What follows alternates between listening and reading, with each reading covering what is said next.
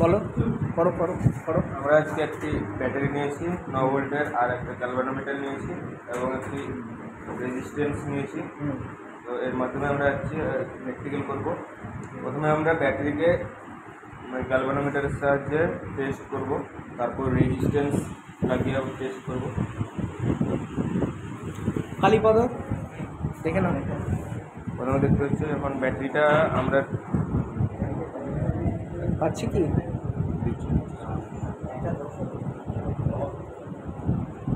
Reflection হচ্ছে, কিন্তু resistance লাগালে রেজিস্ট্যান্স লাগালে আমরা তখন বাধা দেব, তখন বাধা দিলে তখন ইলেকট্রিকটা ফ্লো করবে না। সাগর দেখে নাও, হচ্ছে কিছু? আমরা টাচ করছি, কোনো রেসপন্স করছে না।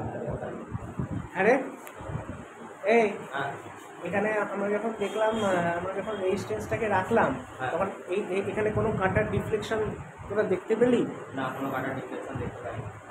কেন রে? কুশলের কারণটা বল বস। রেজিস্ট্যান্স কারেন্ট ফ্লোকে বন্ধ করে দেয়। কারণ প্রত্যেকে সহমত তো? ঠিক আছে।